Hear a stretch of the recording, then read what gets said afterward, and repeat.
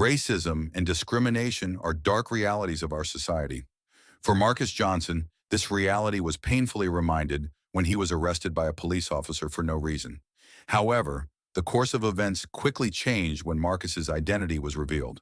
Can the power that comes with being the mayor's son bring justice? Or should true justice be equal for everyone?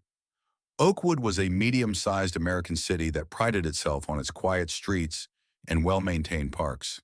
From the outside, everything looked orderly. But beneath this bright surface of the city, tensions had been brewing for years. Relations between the police and minority communities had always been problematic. Marcus Johnson had grown up in Oakwood.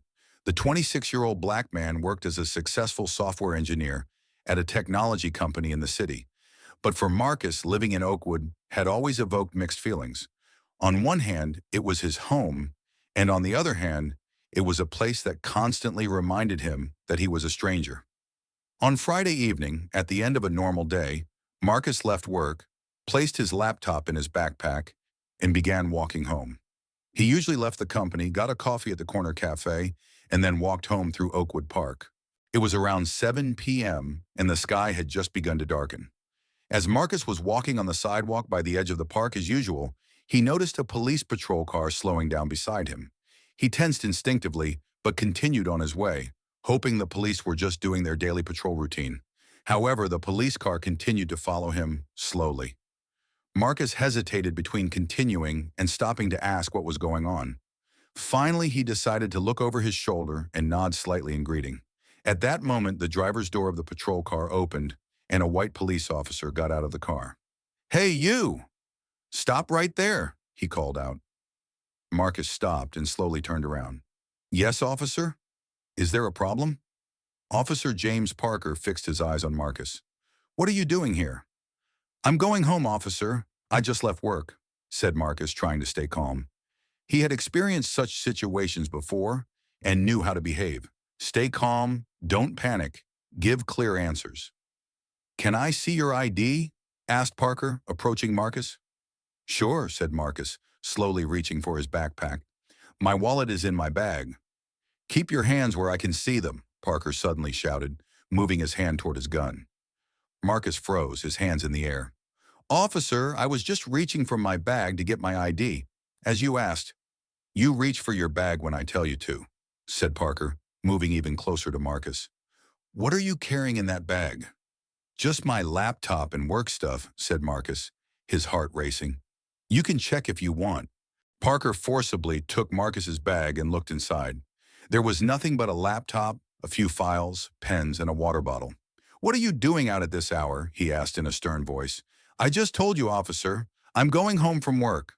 I'm a software engineer. I sometimes work late hours," Marcus explained. Parker looked at Marcus suspiciously. "There's been a series of thefts in this area recently. You fit the description." Marcus sighed. "What description, officer?" "A black man? Because honestly, that doesn't make me very unique." Parker's face reddened. "Don't you smart-mouth me? Now turn around and put your hands behind your head." "What? Why?" asked Marcus with a disbelieving expression. "I haven't done anything." "Do as I say or I'll arrest you," Parker shouted. Marcus slowly turned around and put his hands behind his head. He was trying to control the mixture of anger and fear inside him. "Officer, please, I haven't done anything. I just left work and I'm going home." Parker quickly began searching Marcus. He was particularly rough as he rudely entered his pockets. "Let's see what you're carrying here." "Just my phone, wallet, and keys," said Marcus, trying to stay calm. Parker took out Marcus's wallet and opened it. He looked at the money and cards inside and examined the driver's license. "Marcus Johnson," he read. "You say you live around here, right?" "Yes, officer." "You can see the address on the license. I live 3 blocks from here." Parker checked the information on the license. What Marcus said appeared to be true, but this didn't stop Parker. "Put your hands behind your back," he ordered. "What? Why? I haven't done anything," Marcus protested, shocked. "I'm arresting you for suspicious behavior and resisting an officer," said Parker, taking out the handcuffs. "What suspicious behavior?" "I was just walking on the sidewalk," said Marcus, trying not to raise his voice. But Parker wasn't listening. He quickly handcuffed Marcus and began leading him to the police car. "Keep talking, you'll only make your situation worse," he threatened. Meanwhile, several passers-by stopped and began watching the incident. Some took out their phones and started recording, while Marcus noticed an elderly man sitting on a park bench who recognized him. This was Mr. Wilson, a close friend of his father, Mayor Robert Johnson. As Marcus was being put into the police car, he saw Mr. Wilson quickly grab his phone and call someone. However, Parker didn't notice this, pushed Marcus into the back seat, and closed the door. At that moment, Marcus couldn't fully comprehend the seriousness of the situation. He was just a law-abiding citizen going home from work. Now he was being treated like a criminal just because of the color of his skin. As the police car drove toward the station, Marcus tried to think about what he should do. His father, Mayor Robert Johnson, was the first black mayor of the city who had earned the respect of many people. Marcus had always avoided using his father's position. Throughout his life, he had wanted to establish his own identity and be recognized for his own achievements rather than living in his father's shadow. But now, sitting handcuffed in the back seat of a police car, perhaps it was time to call his father. However, Parker had also taken Marcus's phone. When they arrived at the police station, Parker quickly led him inside. The police officer at the desk gave Parker a questioning look. "What happened, Parker?"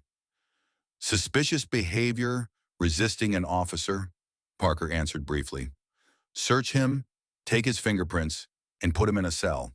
Marcus tried to protest again. "I haven't done anything. This is a completely unjustified arrest." The desk officer, Sergeant Davis, looked at Marcus, then turned to Parker. "What exactly was the suspicious behavior?" Parker hesitated. He was wandering aimlessly in the park area. "There's been a series of thefts there recently. He fits the description." Davis frowned. "What description?" Parker shrugged, looking uncomfortable. "Suspicious young black male, carrying a backpack." Davis sighed. "Parker, that description fits half the city." "He also argued with me and gave me a hard time," Parker added defensively. "That's not true," Marcus interjected. "I was just going home, showed my ID, and was respectful to the police officer." Davis examined Marcus. "What's your name, son?" "Marcus Johnson," said Marcus, trying to control the anger in his voice. Davis's eyes widened for a moment, then returned to normal. "Johnson, are you from Oakwood?" "Yes," said Marcus. "I was born here. I grew up here." Davis looked at Parker. "Can we talk for a minute, Officer Parker?" The two stepped away a few steps, but Marcus could still hear them. "Parker, do you realize what you've done?" Davis whispered. "This is Mayor Johnson's son." Parker's face suddenly paled. "What? Are you sure?" "Of course I'm sure," said Davis. "I've seen him at several city events. If Mayor Johnson hears about this—" "Too late," said a voice from the door. Everyone turned to see Mayor Robert Johnson standing at the entrance of the police station. With him were Mr. Wilson and the high-ranking police chief, Chief Thompson. Mayor Johnson had an authority that filled the room as he entered the station. He was a man in his 50s, tall and broad-shouldered. With his gray hair and sharp eyes, he was an impressive presence. Now seeing his son handcuffed at the police station, the anger in his eyes was almost palpable. "Marcus," said the mayor, walking toward his son. "Are you okay?" Marcus nodded. "I'm fine, Dad. I was arrested for no reason." Mayor Johnson turned to Parker. "Remove the handcuffs, now." Parker removed Marcus's handcuffs without hesitation. His face was crimson, his eyes looking at the ground. "Who's in charge here?" asked the mayor in an authoritative voice. Davis stepped forward. "I am, Sergeant Davis. Mr. Mayor, this looks like a misunderstanding." "A misunderstanding?" said Mayor Johnson with controlled anger in his voice. "My son was arrested for no reason and brought here. This is more than a misunderstanding." Chief Thompson stepped forward. "I will investigate this, Mayor, down to the finest detail." "I hope so, Chief," said Mayor Johnson, "because Marcus isn't the first, and if nothing changes, he won't be the last." The mayor turned to his son. "Come, Marcus, let's go home." Marcus looked at his father, then turned to Parker. "Wait, Dad. 1 minute." Marcus approached Parker. "Officer Parker, why did you decide to arrest me? I want to hear the real reason." Parker shifted uncomfortably. I just saw something suspicious and suspicious? Asked Marcus in a calm voice. Or just black? Because all I was doing was walking home from work. Parker didn't answer, his eyes still on the ground. You know, Marcus continued, before I am my father's son, I am a citizen of this city. And every citizen in this city, regardless of their skin color, deserves respect. Mayor Johnson put his hand on his son's shoulder. You're right, Marcus. And this will be my first order of business tomorrow morning. Chief Thompson? Yes, Mayor, replied the police chief. I want a meeting in my office tomorrow morning with all senior police administrators and city council members. We need change, and that change starts now. Chief Thompson nodded. Of course, Mayor. As Mayor Johnson left the station with his son, Parker stood frozen, beginning to fully grasp the weight of his mistake. The next morning, there was a tense meeting in Mayor Johnson's office. The mayor, Chief Thompson, city council members, and senior police administrators sat around the table. Marcus was also there beside his father. What happened last night, Mayor Johnson began, is not just an injustice done to my son. It's a reality that all black youth in our city experience every day. And this needs to change. Chief Thompson leaned forward. Mayor, we take this seriously. We've initiated an investigation for Officer Parker. Investigating one officer is not enough, Chief, said the mayor. We need to change the system. From the training of our police to community relations and accountability, we need to rethink everything. Marcus spoke up. My father is right. I was lucky because my father is the mayor. But what about other young people? Who will speak for them? The meeting lasted for hours. Finally, a comprehensive reform plan was created for the Oakwood Police Department. Mandatory bias training, community policing programs, increased use of police cameras, and review of complaints by an independent commission. Officer Parker, after a brief administrative leave, was subjected to mandatory training. Marcus, at his father's suggestion, took part in the newly established committee to improve police-community relations. 6 months later, the headline of the Oakwood newspaper read, Police Reforms Bearing Fruit, 30% reduction in complaints, increase in community satisfaction. Marcus smiled as he read the news. That bad experience he had gone through had become a turning point for the city, but Marcus knew this was just a beginning. Real change would take time.